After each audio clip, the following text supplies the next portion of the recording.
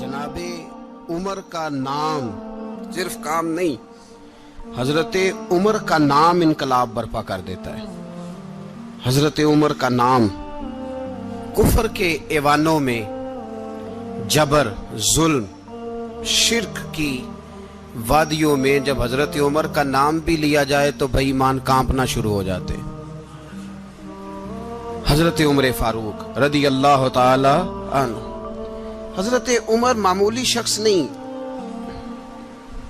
मामूली आदमी नहीं। कुछ लोग सदियों के बाद पैदा होते हैं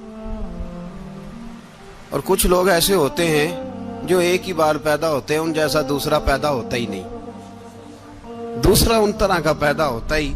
हजरत उमर रदी अल्लाह ताला अन्हु जैसी शख्सियत पैदा ही नहीं होती दोबारा। सारे सहाबा दर रिसालत माप पे खुद आए। ये वो अजीम शख्स है जिसे अल्लाह के महबूब ने अल्लाह से मांग के लिया, कहा अल्लाह ये मुझे दे दे, अल्लाह से मांग के लिया है। इसलिए सूफिया कहते हैं कुछ मुरीद होते हैं, कुछ मुराद होते हैं।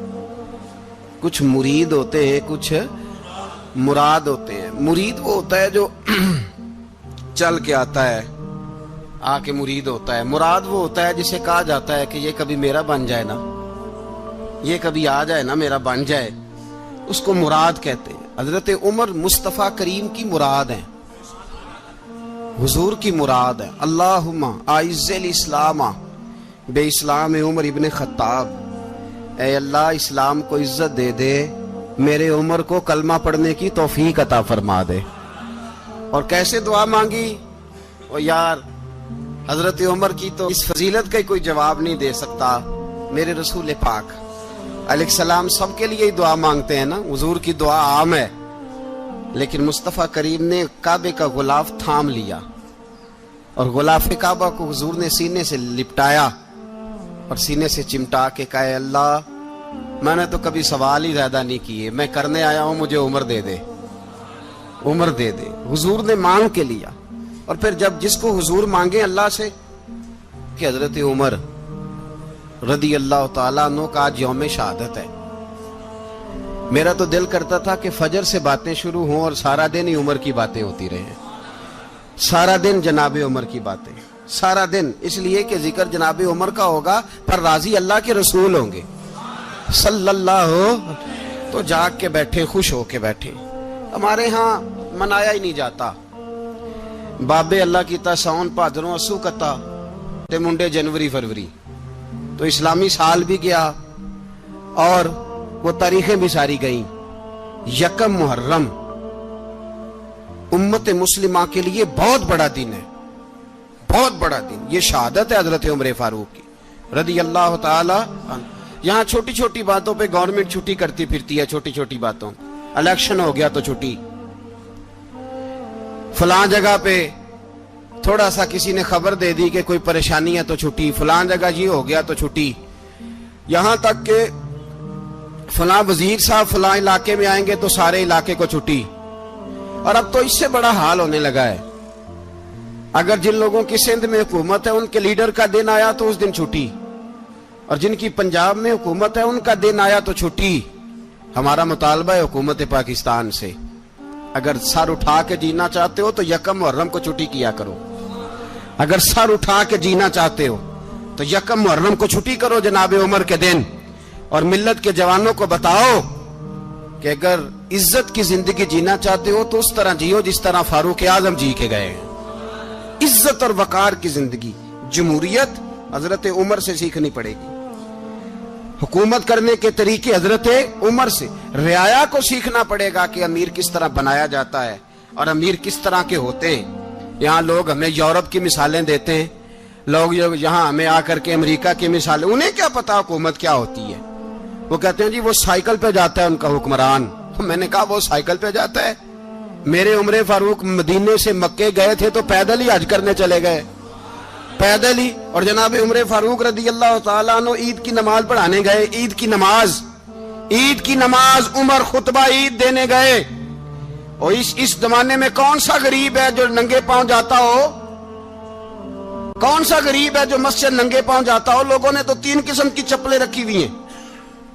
ایک مسجد جانے کی علیحدہ ہے، گھر پہننے کی علیحدہ ہے، شادی بیاہ پہ جانے کی چپل علیحدہ ہے.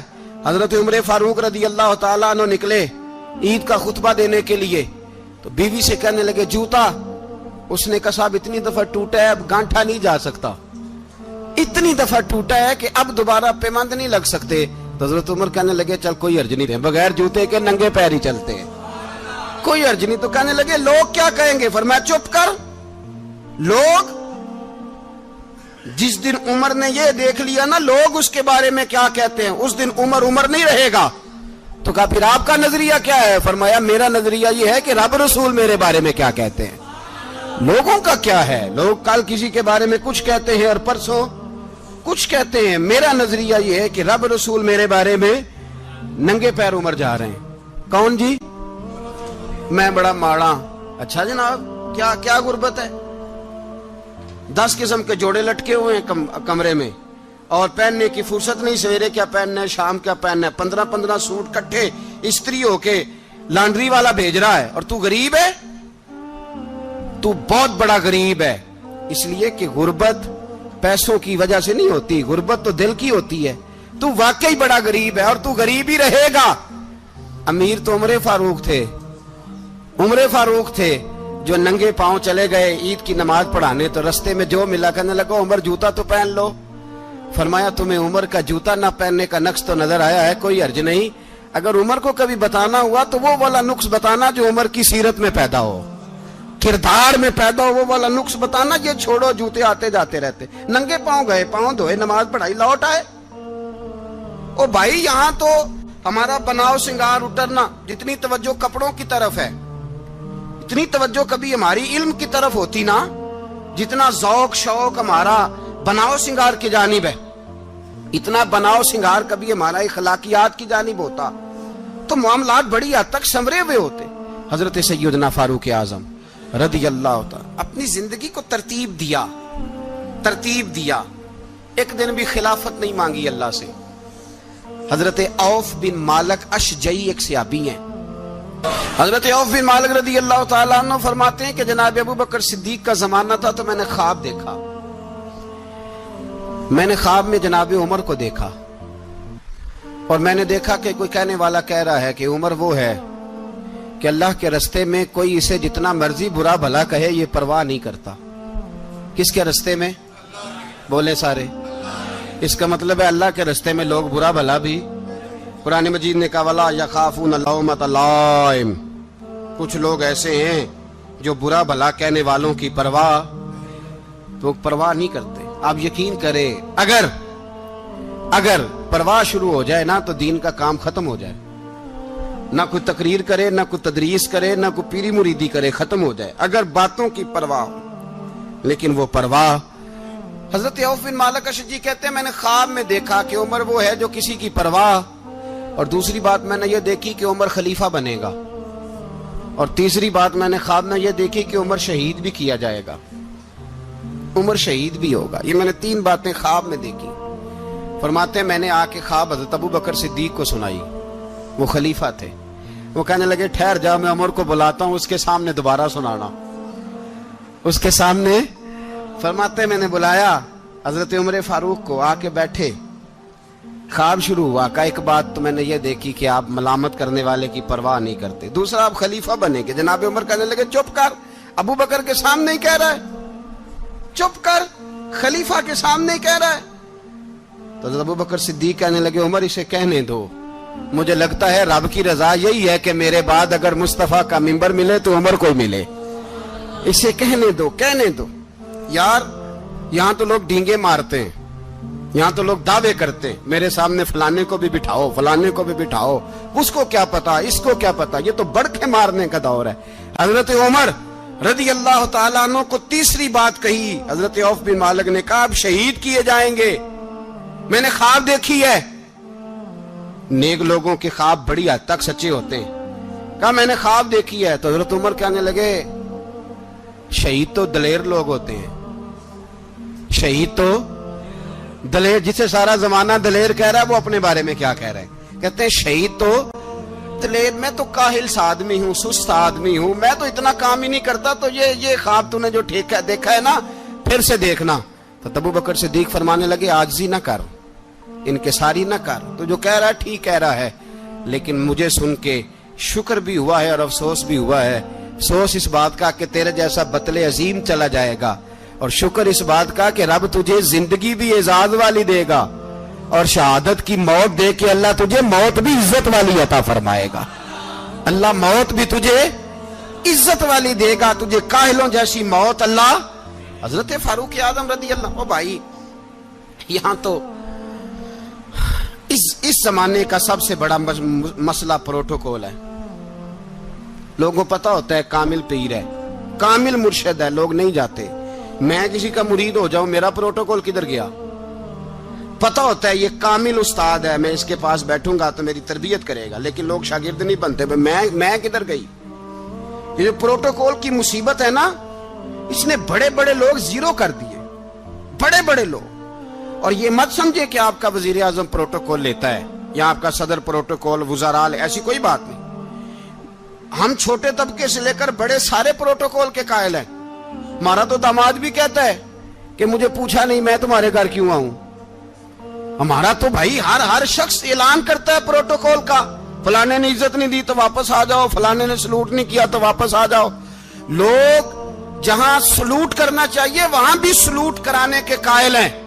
پر حضرت عمر رضی اللہ تعالی، حضرت عمر کی سادگی اور پھر جناب عمر کی عاجزی، جب انسان اپنے اوپر سوار کر لیتا ہے نا، سوار کر لیتا ہے، میں بدکار پرانا خادم، کسے در ملی نٹ ہوئی، تے واصف یار نے نظر جو کی تھی تے واصف ہی ہو۔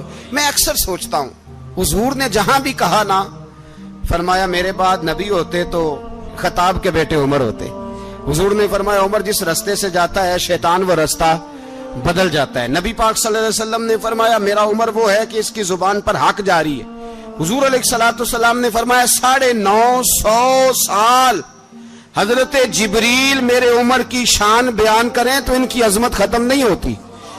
950 سال جبریل عظمت بیان کرے تو ختم نہیں ہوتی۔ یہ بات ہے حضرت عمر کی، اور فرمایا عمر ابو بکر کی نیکیوں میں سے ایک نیکی ہے۔ یہ شان ہے اب عمر فاروق رضی اللہ تعالیٰ عنہ کی۔ حضور نے فرمایا میرے بعد نبی ہوتے تو عمر ہوتے، جس گلی سے عمر آئے شیطان رستہ بدل جائے۔ میرے عمر فاروق کی شان 950 سال بیان ہو تو ختم نہ ہو۔ عمر کی زبان پر اللہ حق بیان کرتا ہے، جو عمر کہتا ہے وہی رب کر دیتا ہے۔ حضور ساری زندگی فضیلتیں بیان کرتے رہے، عمر جواب میں کیا کہتے ہیں؟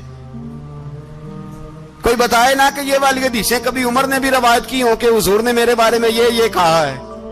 یہ روایتیں وہ روایت نہیں کرتے۔ ان سے جب لوگ کہتے عمر تیری بڑی بات ہے تو عمر رو پڑتے، کہتے میں تو اونٹ چرانے والے باپ کا بیٹا ہوں، میں تو اونٹ چرانے والے باپ کا بیٹا، اونٹ چرا۔ اس سے آگے عمر گئے ہی نہیں ساری زندگی، اس سے آگے لفظ ہی نہیں ادا کی۔ اور میں تو بھائی اونٹ چرانے والا، میرا باپ تو اونٹ چرایا کرتا تھا، 10 اونٹ تھے، میری ڈیوٹی ہوتی تھی، سنبھالے نہیں جاتے تھے، ابا ڈنڈوں سے مارتا تھا۔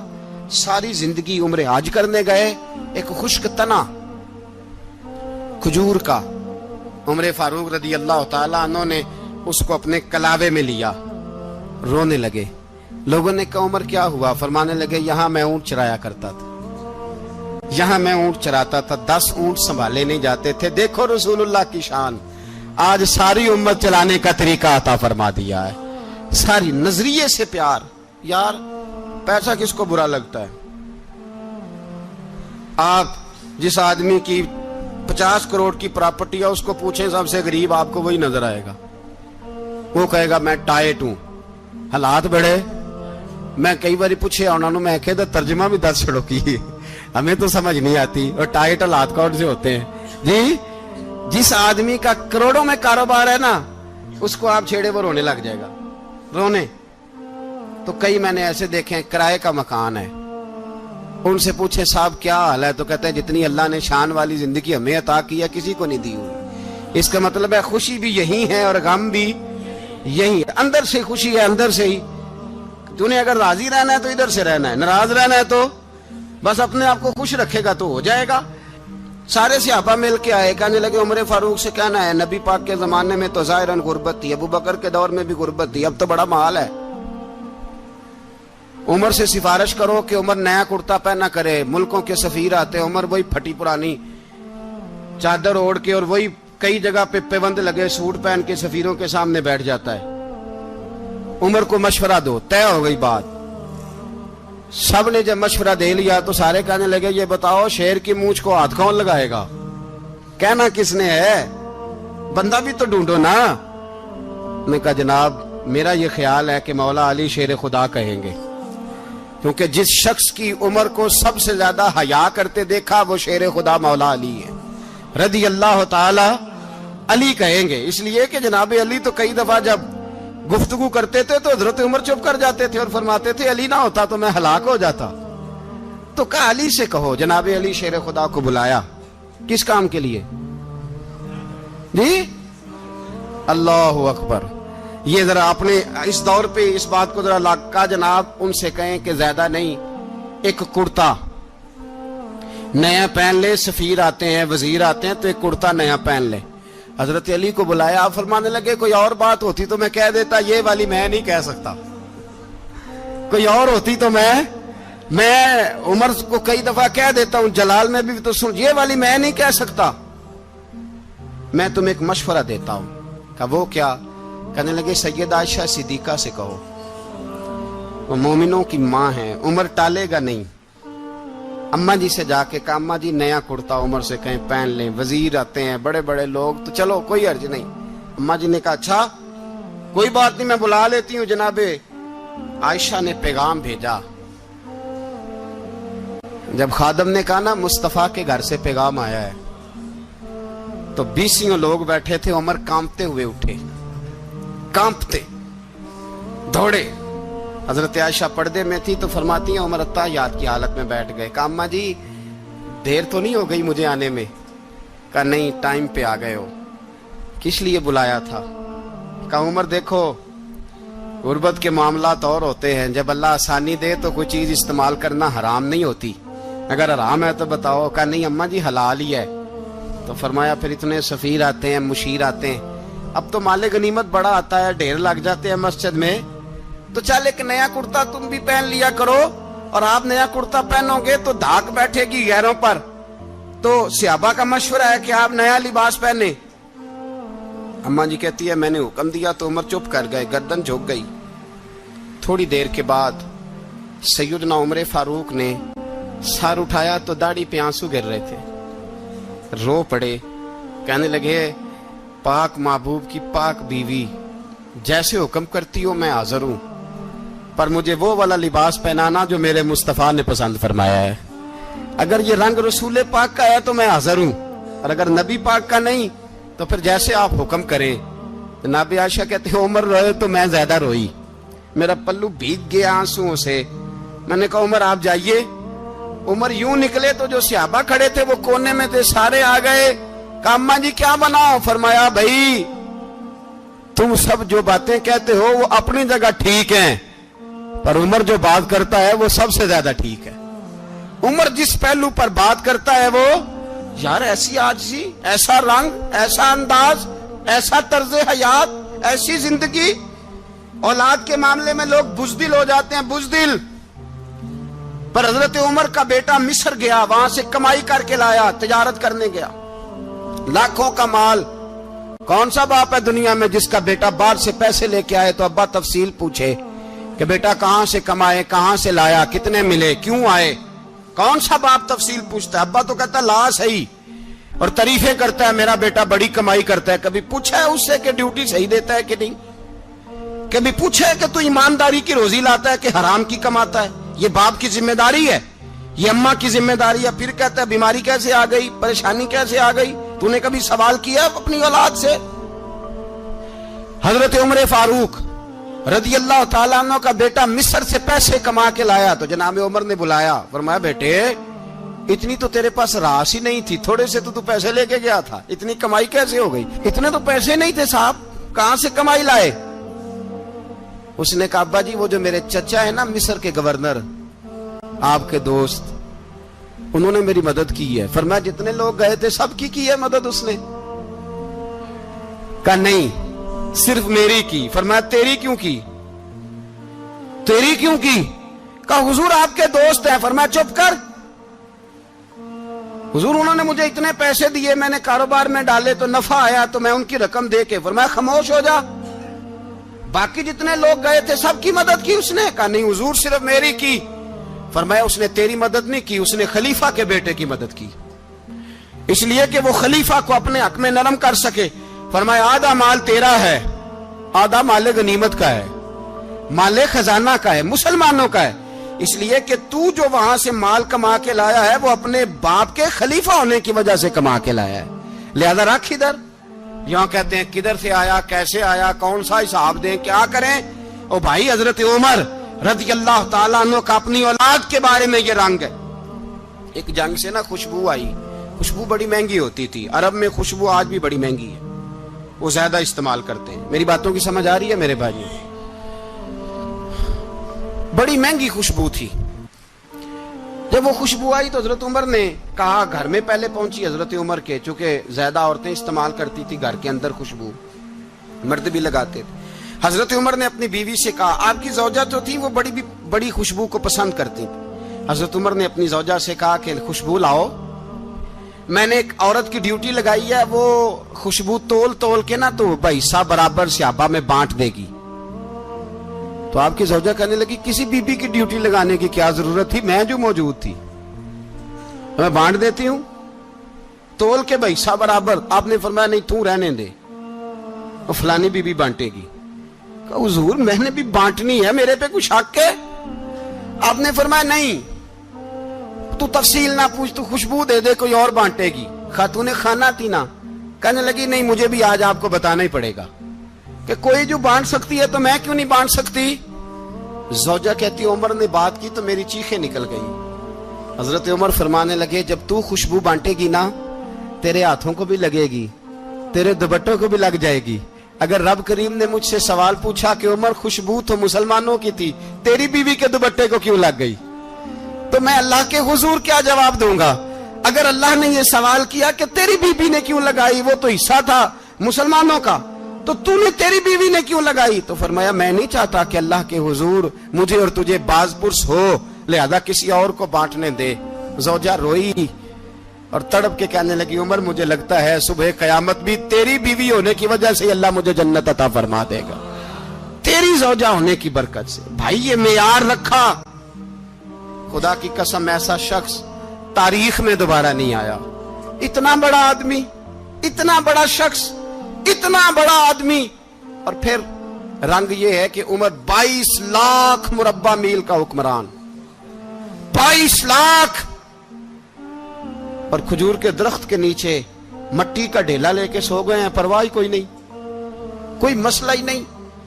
2 غلام ساتھ بیٹھے تو ایک روٹی حضرت عمر نے گھر سے منگوائی, تھوڑا سا سرکہ, تو غلام کہنے لگے ہم نے بھی کھانی ہے. فرمایا کوئی حرج نہیں, روٹی کو پیٹ بھر کے کھانا ضروری تو نہیں, 3 حصوں میں بانٹ لیتے.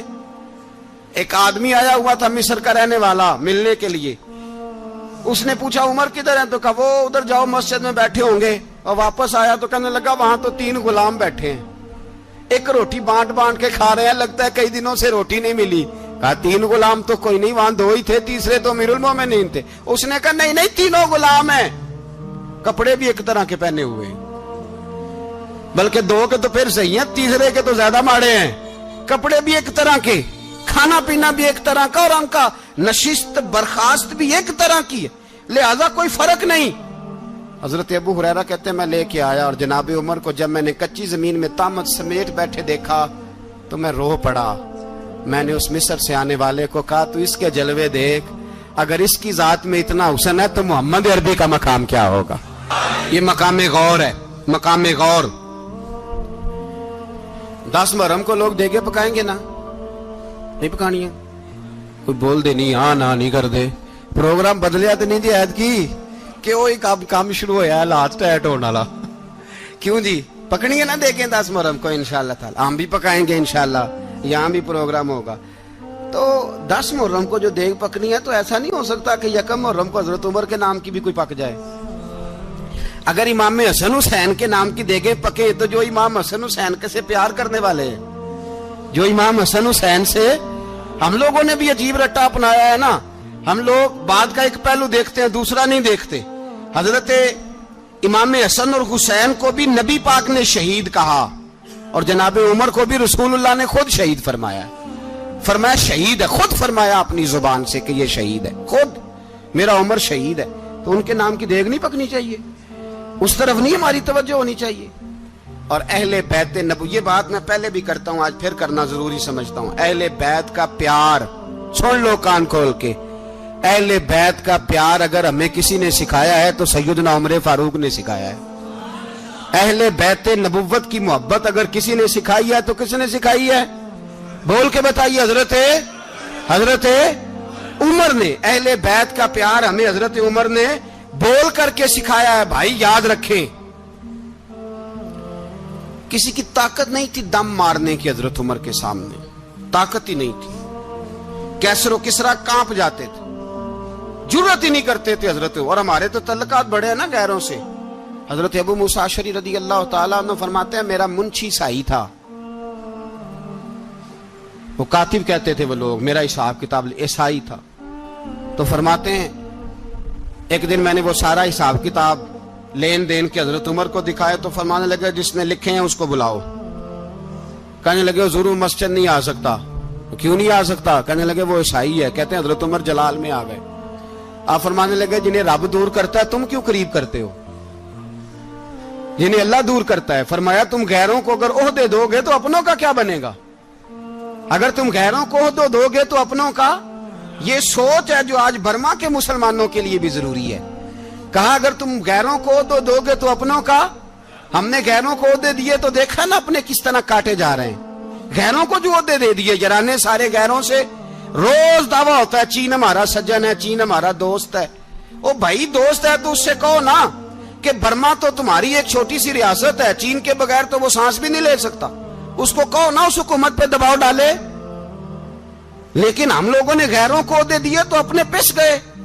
حضرت عمر کہتے تھے ذمی کا ہم ادب کریں گے، ذمی کافر کا ہم، ایسا کافر جو مسلمان ریاست کو قبول کرے، بدامنی نہ پھیلائے۔ ایک آدمی کو آپ نے دیکھا آنکھوں سے نابینا ہے اور بھیک مانگ رہا ہے، تو حضرت عمر کو نظر آ گیا، فرمایا کون ہو؟ اس نے کہا میں یہودی ہوں۔ فرمایا بھیک کیوں مانگتے ہو؟ کہا جب تک تندرست تھا مسلمانوں کو جزیہ دیتا تھا، بوڑھا ہو گیا ہوں کیا کروں؟ حضرت عمر نے گھوڑے کی پشت پہ بٹھایا، کافر کو گھوڑے کی پشت پہ بٹھایا اور بٹھا کے مدینے لائے۔ حضرت علی شیر خدا وزیر خزانہ تھے، فرمایا علی اس کا وظیفہ جاری کرو۔ کہا یہ کون ہے؟ فرمایا یہ یہودی ہے لیکن یہ ہمیں جزیہ دیتا رہا، بوڑھا ہو گیا بیچارہ، بھیک مانگنے پہ مجبور ہے، ہماری حکومت کے اندر رہتا ہے، اس کا پورا وظیفہ جتنا خرچہ اتنا وظیفہ لگاؤ۔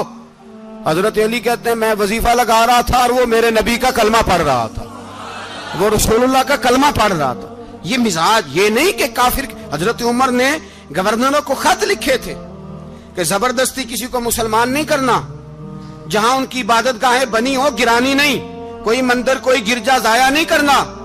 اسلام سب کو جینے کا موقع دیتا ہے، پر بے ایمانو ظالموں بدذاتوں تمہیں یہ کہتا ہے کہ ہم تمہیں جینے کا موقع دیتے، تم بھی مسلمانوں کو جینے کا موقع دو۔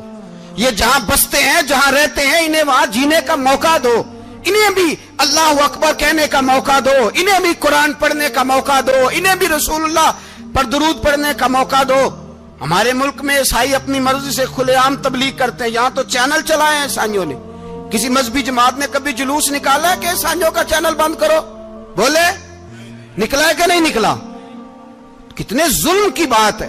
ہم جب غیر کو اتنا تحفظ دیتے ہیں، اتنا تحفظ دیتے ہیں، ہم نے دیکھا ہے، مجھے بیسیوں لوگوں نے عید پہ ٹیلی فون کیے کہ عیسائیوں کو قربانی کا گوشت دے لیں، مجبور ہیں جی، دروازے پہ آ گئے ہیں، ہمارے کام کاج کرتے ہیں۔ بیسیوں لوگ، عام آدمی کے دل میں ان کا اتنا جذبہ ہے، وہ مسائل کا بیان کرنا ایک علیحدہ بات، لیکن ہمارے دل کافر کے حق میں بھی نرم ہو جاتے ہیں۔ تم کس قدر زیادہ بے ایمان ہو اور کفر کس قدر زیادہ ذلیل ہو گیا ہے کہ مسلمان کے حق میں نرم ہوتا ہی نہیں، اور اس سے بڑے ذلیل وہ ہیں جو ان ذلیلوں کے سپورٹر ہیں، وہ کسی عرب ملک کے حکمران ہو یا کسی اور جگہ کے، وہ بڑے ذلیل ہیں جو ان ذلیلوں کے سپورٹر ہیں، جو برما کی بچیوں کے قتل پر اپنی حکومتیں چمکا رہے ہیں، ने शर्म नहीं आती, इस कदर मुसलमान तड़पा है, लेकिन उन बेगैरतों को जरा होश नहीं आई। और ये उनके कमाश, उनके दलाल जो हर जगह उनकी सपोर्ट करके अपनी हुकूमतें कायम करते हैं, बेईमानों को पता नहीं कि कब इन पर अल्लाह का अजाब उतरेगा और किस तरह इनके परखशे उड़ेंगे। तुम्हें अपनी जिल्लत और रुसवाई नजर नहीं आ रही कि जमीन किस तरह तुम्हारे लिए तंग हो गई है? इससे ज्यादा और तुम्हारी रुसवाई क्या होगी? डरो अल्लाह से, और ये तो दुनिया का अजाब है। इन्ना बत्श रब्बिक लशदीद, मेरा रब कहता है कयामत तो कायम होने दे। इतना सख्त तेरे रब की पकड़ है, इतनी किसी दूसरे की हो सकती? याद रखिए और थोड़ा एहतियात करें हम सब लोग भी, जो हम लोग आधी जुबान बोल के भी इनकी सपोर्ट करते। अब शर्म आनी चाहिए हमें इन हुकूमतों की सपोर्ट करते जो मुसलमानों की लाशों के ऊपर हुकूमतें कायम करते हैं, शर्म आनी चाहिए। बहरहाल बात दूर निकल जाएगी और मैं अपने मजमून पे रहता हूं। अहले बैत का प्यार अगर सिखाया है तो जनाब उमर ने सिखाया है, रदी अल्लाह ताला अन्हो। इमाम हसन मिलने, आप यकीन करें मैं जब इस वाकया को पढ़ता हूं तो मेरा दिल झूम जाता है। मैं कहता हूं यार, डाडा होना अपनी जगह पे, इश्क होना अपनी जगह पे, इंसान का बावकार होना अपनी जगह। जहां खड़े होना था वहां ये खड़े होते थे, और जहां झुकना था वहां ये इन लोगों में इकबाल ने कहा था, तेरी निगाह नाज से दोनों मुराद पा गए। अकले की याबो जुस्तजू इश्के हुजूरो इस तरह, जहां अगर आया है सामने कैसरो किसरा तो उमर जैसा दलेर कोई नहीं। अगर सामने आया ईरान का बादशाह तो उमर जैसा तगड़ा कोई नहीं। अगर आया है सामने गुस्सान का बादशाह तो उमर जैसा आदिल कोई नहीं। लेकिन अगर अली का बेटा आया है, अगर फातिमा के लाल पारे आए हैं, तो फिर फारूक आजम से जैसा मुहिब कोई नहीं, फिर उनसे जैसा प्यार करने वाला कोई नहीं। अंदर बैठे हैं जनाब उमर, अंदर तन्हाई में कुछ वजीरों से गुफ्तगू हो रही है, मीटिंगें जारी हैं। आपके बेटे मिलने आए जनाबे अब्दुल्ला इब्ने उमर, अब्बा जी मिलने आए। बात ठहरो, बात कर रहा हूं, कोई ना अंदर आए। साहबजादा बाहर खड़ा है। थोड़ी देर गुजरी तो इमाम हसन भी आ गए। कौन आए? आपको अजब मिलेगा इमाम साहब का नाम लेने से, वो सरदार हैं जन्नतियों। कौन आए? सारे बोलिए। इमाम हसन, तेरी नस्ल पाक में है बच्चा बच्चा नूर का, तू है ने नूर तेरा सब घराना। इमाम हसन आए तो हजरत अब्दुल्ला इब्ने उमर को दरवाजे पे खड़े देखा। कहा अमीरुल मोमिनीन कहाँ हैं? कहने लगे हजरत उमर के बेटे। कहने लगे वो अंदर बैठे, कुछ मीटिंग हो रही है और उन्होंने कहा कोई अंदर ना आए, लेकिन आप जाना चाहें तो चले जाएं। आप जाना चाहें तो, तेरी नस्ल पाक में है बच्चा बच्चा नूर, आप जाना चाहें तो चले जाएं। तो उन्होंने कहा जब आप बाहर खड़े हैं तो मुझे कोई इतना जरूरी काम नहीं, और अभी जोर की नमाज थोड़ी देर में होगी, मैं मस्जिद में मिल लूंगा अमीरुल मोमिनीन से। ये बात कह के इमाम हसन चले गए। यार इतनी बड़ी बात नहीं थी, इतनी बड़ी बात नहीं थी। वो मेरे उस्तादों का बेटा भी आए तो कहा ठीक है जी वो सोए हुए हैं, तो कोई गर्ज नहीं यार, मैं ठहर के आ जाऊंगा। कोई बड़ी बात नहीं थी, देखा जाए तो बड़ी बात नहीं थी, पर बात बहुत बड़ी थी इसलिए कि ये खाली हसन नहीं, ये हसन इब्ने अली है, ये हजरत फातिमा के लख्ते जिगर। हजरत उमर बाहर निकले, अब्दुल्ला इब्ने उमर से पूछा कोई आया तो नहीं? तो कहा हुजूर इमाम हसन आए थे। तो कहा फिर शहजादे को अंदर क्यों नहीं भेजा? कहा मैंने कहा था। वो कहने लगे अगर अमीरुल मोमिनीन मसरूफ हैं तो मैं जोहर में मिल लूंगा। हजरत उमर रोने लगे। फरमाया बेटे तूने अच्छा नहीं किया। फिर मस्जिद नहीं गए, सीधे इमाम हसन के दरवाजे दस्तक दी। इमाम हसन बाहर आए। कहा शहजादे आए थे तो मिले क्यों नहीं? तो इमाम हसन कहने लगे हुजूर आपका अपना बेटा दरवाजे पे खड़ा था, आपका अपना बेटा दरवाजे पे खड़ा था, और मना भी किया था आपने तो मैं जोर में मिल लेता। हजरत इमाम हसन फरमाते जोशे जज्बात में जनाब उमर ने सर से पगड़ी उतार दी, जोशे जज्बात में। कहने लगे हसन मेरे बेटे का और आपका क्या मुकाबला? क्या उसकी मां का नाम फातिमा ज़हरा है? क्या उसकी नानी का नाम खतीजतुल कुबरा है? क्या उसके नाने का नाम मोहम्मद मुस्तफा है? आपका और उसका क्या मुकाबला? फिर रो पड़े और कहने लगे बेटे मैं मक्के के सहराओं में ऊंट चराया करता था, ये जो मेरे सर पर इज्जत के बाल हैं ये तेरे नाने के उगाए हुए, मैं मक्के के खबरदार शहजादे खबरदार। ओ भाई अहले बैत नबुव्वत के अदब का रंग अगर सिखाया है तो सैयदना उमर ने सिखाया है। हजरत उमर फारूक अथॉरिटी है, इस्लाम की अथॉरिटी। यकम मुहर्रम हजरत उमर की शहादत है। यहूदी बोल उठा, काफिर बोल उठा, अगर 6 महीने उमर दुनिया में और रहते तो दुनिया में कोई काफिर मौजूद न होता। 6 महीने।